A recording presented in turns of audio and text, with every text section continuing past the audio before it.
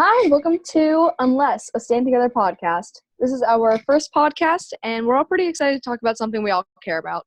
This podcast is composed by high schoolers in the group Stand Together, a group whose goal is to destigmatize mental health, which we can do through talking about it because it's a subject that I think a lot of people are uncomfortable to talk about. So without further ado, let's meet the hosts. I am Brendan. I am a rising senior at Montefiore. I am Caitlin. I'm a rising senior at Shaler Area High School. Hi, my name is Kara. I go to Shaler Area High School. I'm going to be a junior in the fall. I'm Riley. I go to Shaler Area, and I will be a junior in the fall. This podcast is called Unless, after a quote from Dr. Seuss's The Lorax. Unless someone like you cares a whole awful lot, nothing is going to get better. It's not.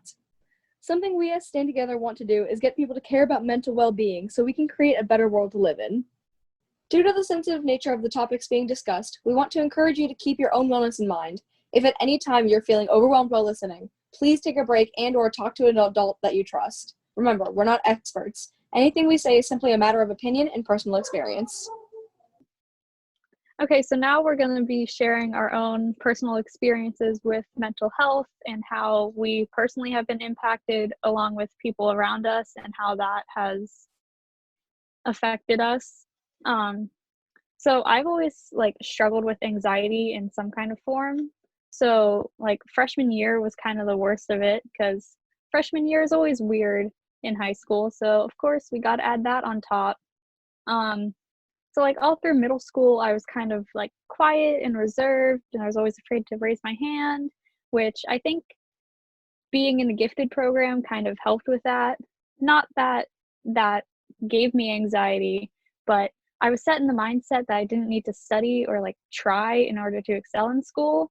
So once high school hit and my non-existent study skills were just vibing, they were just there, I started to fail a lot easier than I used to.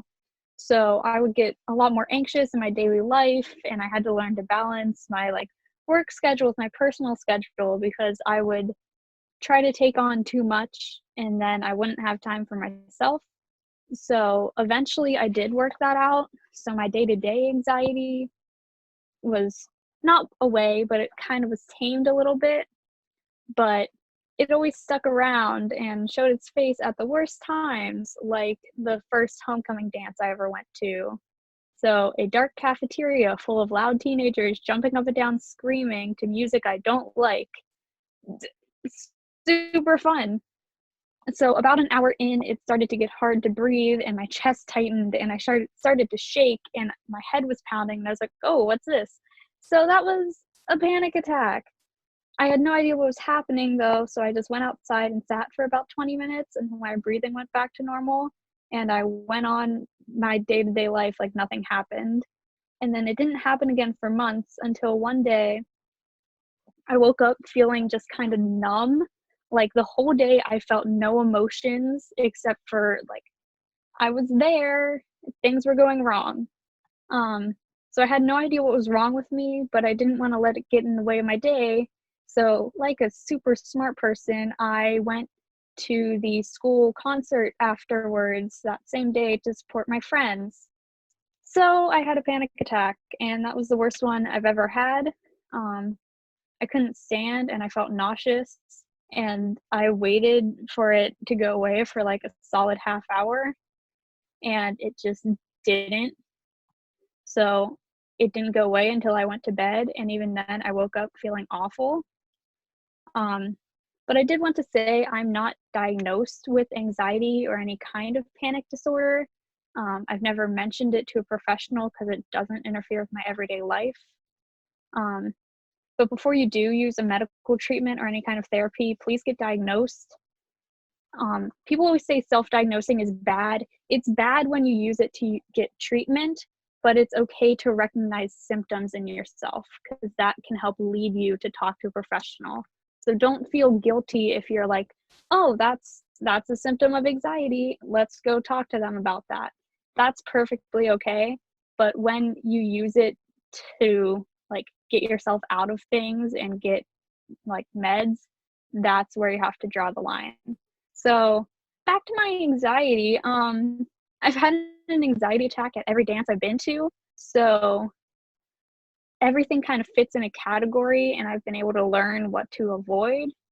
So like a large room full of people I don't know dancing and yelling, or a super small dark room of people I do know while screaming, not good environments. So like I've learned to avoid them by like just not going, and if I do go, I know to calm myself down by breathing and counting and like grounding myself, taking in my surroundings and realizing I'm here, it's okay, I can continue.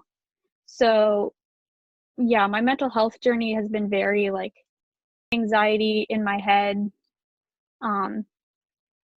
with an occasional anxiety attack, you know, for flavor. So yeah, that's my story. Let's move on.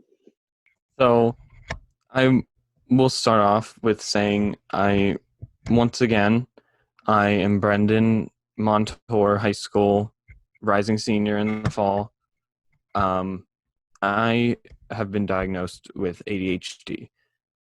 When I don't remember exactly when, but it was a long time ago. I think I was in kindergarten or first grade. So like 12, 13 years ago, something like that.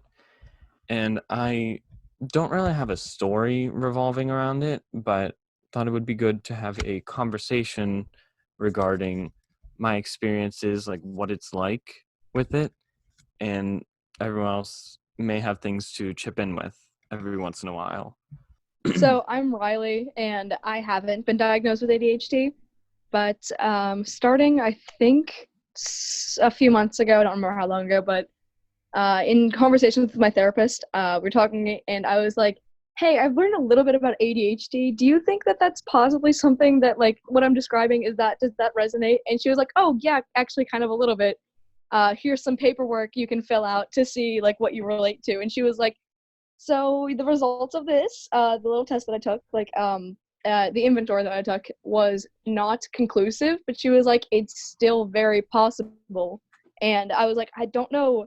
I have to look into this more because I don't know what some of the things about it are. And I've been doing a lot of research about it. But I have not been diagnosed with ADHD. I just resonate with a lot I resonate with a lot of the symptoms of it. So yeah. I will also say I am not an expert. None of us are experts on any of this.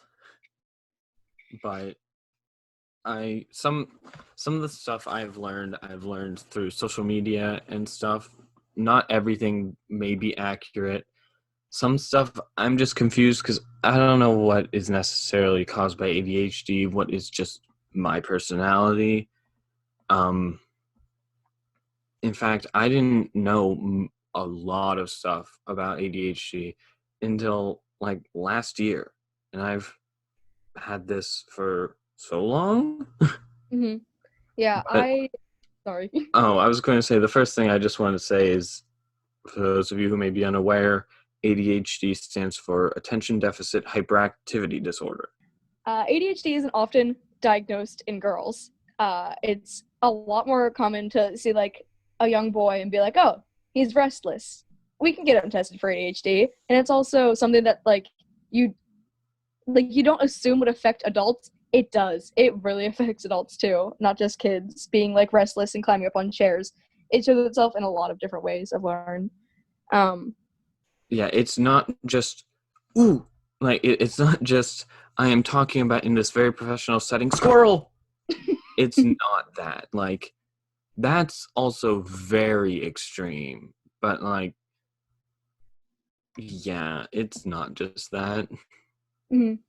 Yeah, distractibility can be a thing, but it's not like the whole thing. There's a lot of things. So what are some of the things you would say you deal with like in a day-to-day setting? Well, but one thing definitely is I am very fidgety, very restless with like, I almost always have to be doing something with my hands.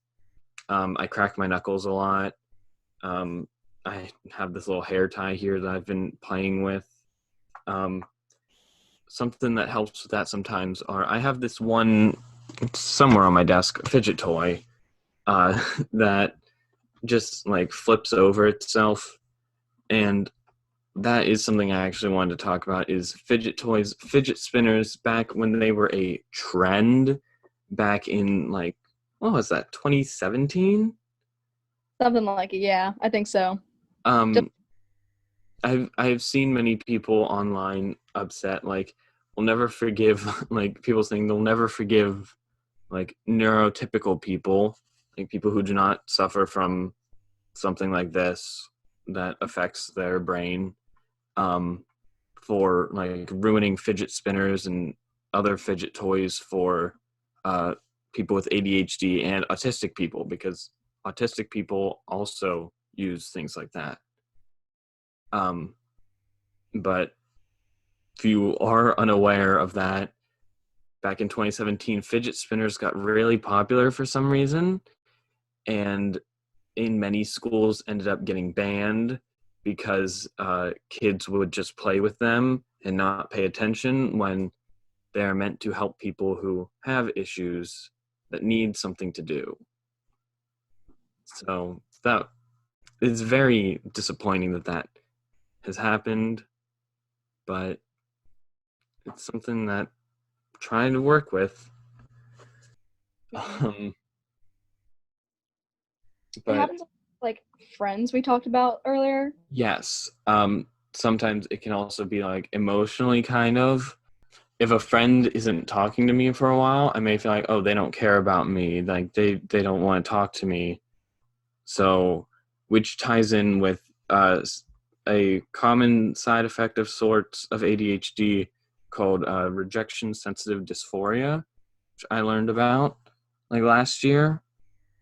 And it's basically like people who have ADHD end up like, and this is a general thing with that, of like emotions are harder on them, like in more intense emotions, I think it is. So like feeling something stronger, but also sometimes I think emotional, that's something with the object permanence and like emotional detachment in a way where it's like, and this may sound morbid, but like being at a funeral and feeling like, oh, I don't like, you don't fully register that like the person is gone, or like you don't miss them in a way because like they're not gone, or like you feel like you didn't know them enough, something like you're not sad in a way. That's weird how much that clicks with me, because I've always wondered why loss was a lot different for me. I've lost three people at this point in my life. Like, I lost my grandfather, my great grandmother, and my cat. And the only one I cried about was my cat. Like, it does sound morbid because like somebody will tell me like, hey, your great grandmother passed away, and it won't click with me that she's gone. Like, it won't click with me that they are gone, and I just don't feel sad about it, or I just don't feel anything about it. Mm-hmm. And it's just like, yeah, I lost this person, but there's nothing I can feel about it, or like I feel like, okay, well, I don't think I wasn't with them every single day, so it's not like there was a huge loss there. So that's a weird thing that resonates with me.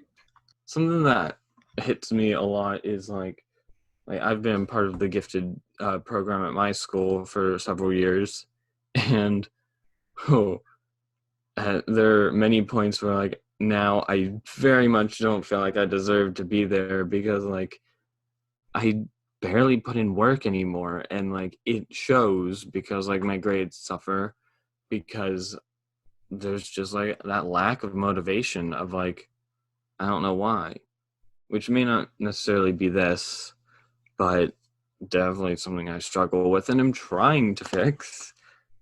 But yeah, there's a lot of things that like you said, it's not just not focusing, it's a lot of things. There's two, I think, very different sides of the spectrum too. That is like the difference between not focusing on anything and not being able to like going to pick up a book and being like, I'm so excited to read this, and 5 minutes in you're like, it's too boring, I'm not doing this, and putting it down. Between the difference of like, yeah, I could do this thing right now, and you do it for like 4 hours and you don't do anything else, and that's all you focus on. Hyper focusing. Yeah, hyper focusing, hyperfixations. had that happen where like I will like lately and in the past it's been the game Terraria where I'll just like sit and play it for hours and like neglect things like eating, drinking. Like that's an issue. It is. So that's super interesting to think about. Stand Together is an organization that helps to reduce the stigma around mental health and substance use disorders. We share resources and statistics to help you be the most informed person you can be. Stigma hurts everyone. Help be part of that change. The Instagrams are at stand2togetherpgh. We will also have a Google form available in the description below for you to share your story. You can anonymously ask us a question about mental health or share your story for it to be shared on the show.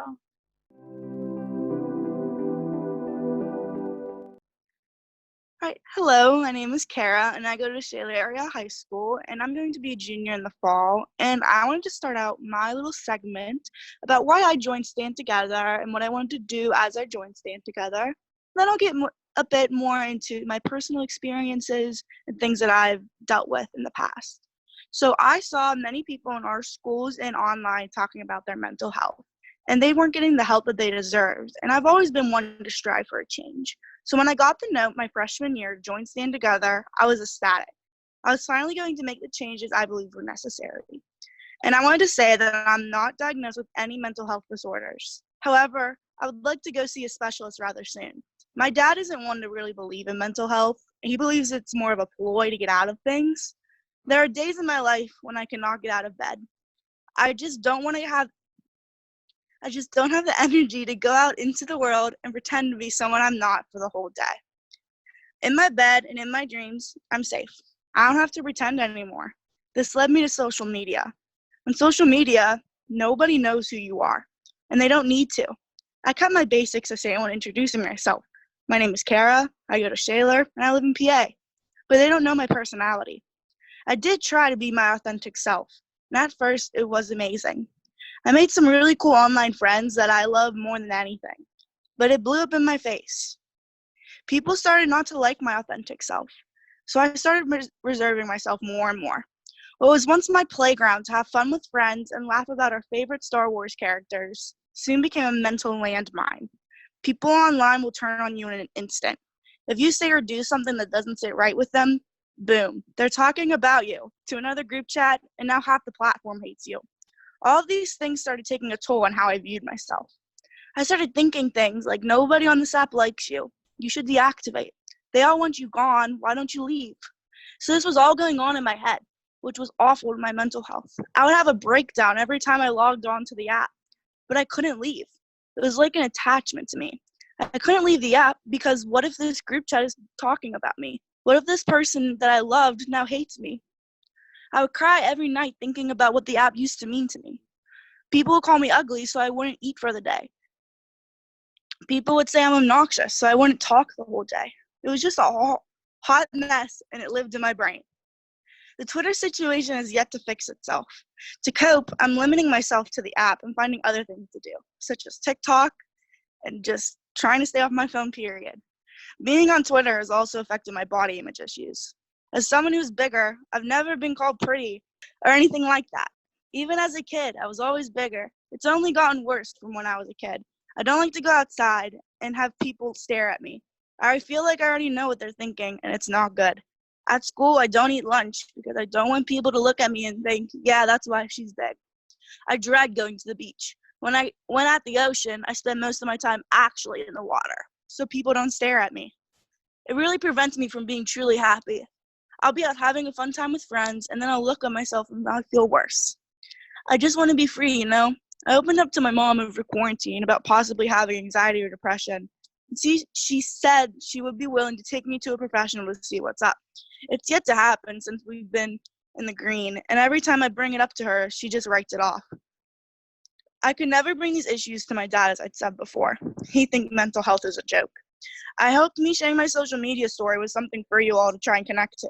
I know I'm not the only person on Twitter who feels like this. I also hope my feeling of self-doubt connects with others so we can all feel our true pretty selves. Thank you for listening to my story.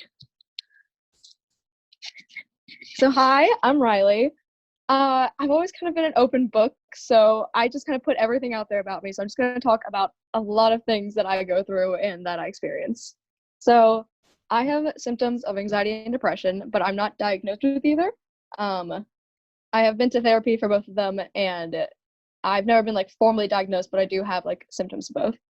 So I think the first time I realized this was like in 7th or 8th grade, because that was the first time that I went to therapy for just me. And I had been to therapy before for family issues and for issues with my father, who was abusive. And we think that that was kind of a starting point for like where some issues came from, because abuse is traumatic and it can cause some underlying issues. And so the thing with my anxiety is that it's gotten a lot better recently, but it's not completely gone. It's almost never completely gone. But like 2 years ago, I couldn't answer the phone. I couldn't do anything without like having to ask somebody else to help me with it. I couldn't ask anybody something. It was just like, it was too difficult and I couldn't do it. But a lot recently I've been getting, like over the past like 6 months, it's changed a little bit. So I think like 6 months ago, I got a job, and I think that was when my anxiety kind of got to the worst point that it was at.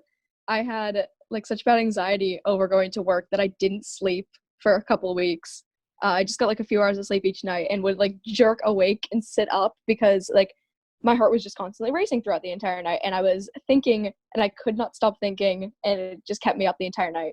And I still kind of get work anxiety, but it's to a much less degree. But like it's still kind of with me. Like every time I go to work, I get kind of nauseous and my stomach starts like I start getting, my heart starts racing. And definitely like a key like thing with my anxiety is I am afraid of making mistakes, or I think I'm going to make mistakes constantly.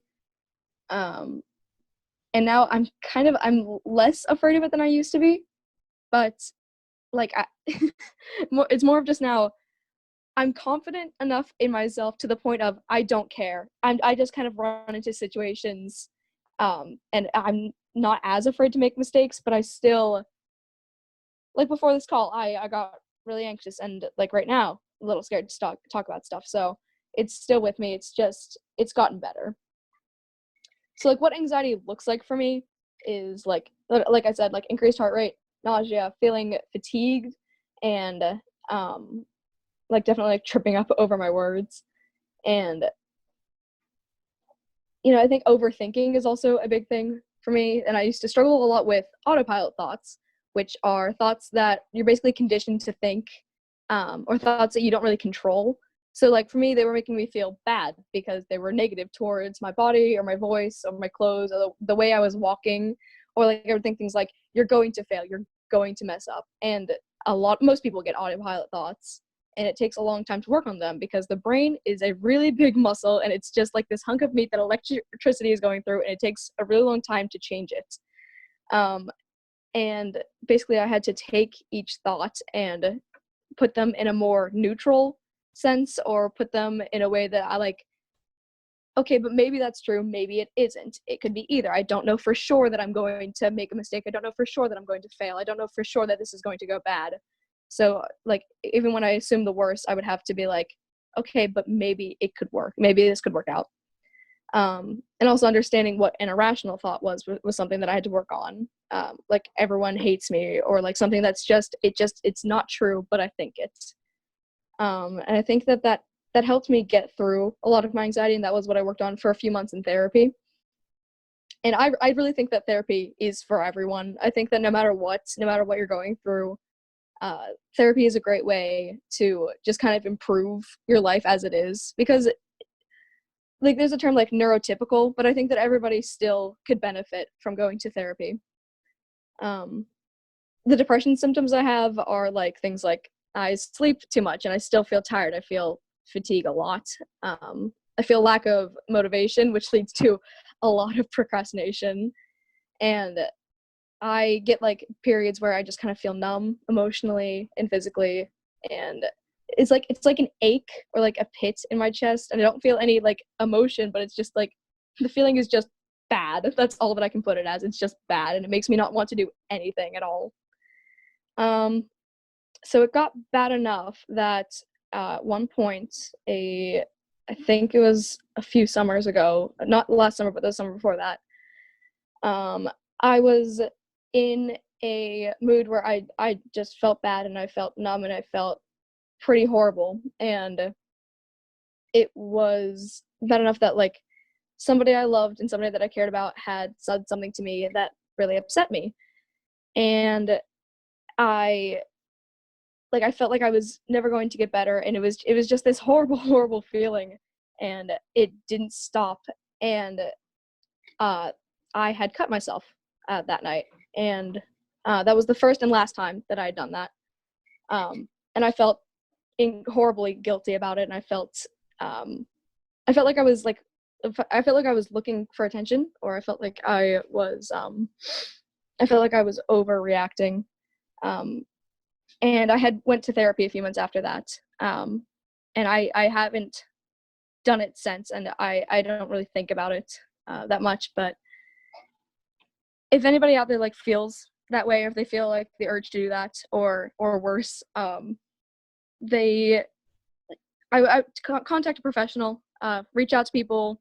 We have resources in the description that you can go to, and some things that I do to cope with whenever I'm feeling horrible is music. Definitely putting in headphones, blasting music, and kind of blocking out things. It helps a lot when I'm overwhelmed, so that it's just one thing that I'm focusing on. I also skateboard a lot because exercise can help if you're feeling like really stagnant. And then painting or doing things with clay, using creativity as a tool really helps because it gets that creative flow, and it can often distract people. And sometimes I feel really restless, so I have fidget toys. Like I'm holding this little cat thing right now. So that's my story.